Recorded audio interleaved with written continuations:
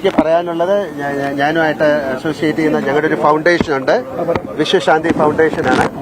ഞാനത് ഇവിടുത്തെ പുനരധിവാസത്തിന് അല്ലെങ്കിൽ ഒരു റീഹാബിലിറ്റേഷന് വേണ്ടിയിട്ട് ഇപ്പം നമ്മളൊരു 3 കോടി രൂപയാണ് കൊടുക്കാൻ തയ്യാറാകുന്നത്.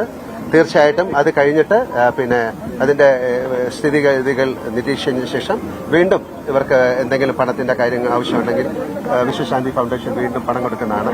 അപ്പം നമ്മളൊരു 3 കോടി രൂപയുടെ ഒരു പ്രോജക്റ്റ്, ഒരു പുനരുദ്ധാരണ പ്രോജക്റ്റിന് ഞങ്ങളിപ്പം അനൗൺസ് ചെയ്യാണ്. ഞങ്ങൾ ഇവിടെ വെച്ച് ചെയ്യാൻ കമ്പൈൻഡ് എഫേർട്ട് ഉണ്ടായിരുന്നു. ആർമി എല്ലാ ആൾക്കാരും കേരള പോലീസിന്റെ എസ്ഒജി ആയിരുന്നു ആദ്യം കൂടി.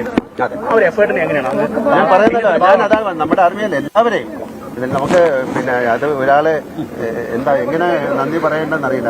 അവരുടെ ജീവൻ പണയം വെച്ച് മറ്റൊരു ജീവനെ രക്ഷിക്കുക എന്ന് പറയുന്നത് അതാണ്. ഇതിന്റെ എല്ലാ കാര്യങ്ങളും മറന്നുകൊണ്ട് ഒരു സഹായിക്കുക എന്ന് പറയുന്നത് ഒരു വലിയ കാര്യമാണ്. ഇല്ലല്ലോ, ഏത് സ്ഥലമായാലും ഇമോഷൻ ഒരുപോലല്ലേ, തീർച്ചയായിട്ടും. പക്ഷെ നമ്മൾ മുകളിൽ പോയി കാണുമ്പോഴാണ് ഇതിന്റെ വ്യാപ്തി മനസ്സിലാക്കുന്നത്. ഇപ്പോഴും വളരെയധികം ചെളികൾ കൂടിയിട്ടുണ്ട്. അതിൻ്റെ അകത്ത് ആൾക്കാരുണ്ടോയെന്നൊന്നും അറിയില്ല. ബട്ട് നമ്മുടെ എല്ലാവരും, ഇവിടുത്തെ വോളണ്ടിയേഴ്സ് ആയാലും ഭക്ഷണം കൊടുക്കുന്ന ആൾക്കാരായാലും ഇതിന്റെ പുറകിൽ പ്രവർത്തിച്ച എല്ലാവർക്കും ഹൃദയത്തിന്റെ ഭാഷ ഇതൊരു ദേശീയ ദുരന്തമായി പ്രഖ്യാപിക്കേണ്ടതല്ലേ?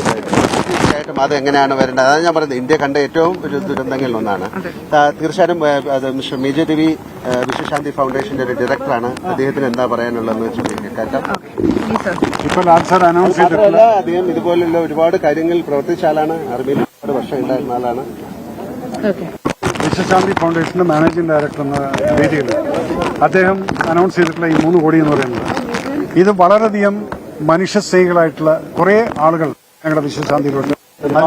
ഒരുപാട് പേര് അതിലേക്ക് അതിലെടുത്തു പറയേണ്ടത് ഡോഫ് കെറ്റിൽ ബോംബെയുടെ സുബോധ് മേനോൻ എന്നുള്ള വ്യക്തിയും അതുപോലെ തന്നെ ഓപ്പറേഷൻ ഡാർട്ട് എന്നുള്ള സിനിമയിൽ നിന്ന് അവരും ചേർന്നിട്ട്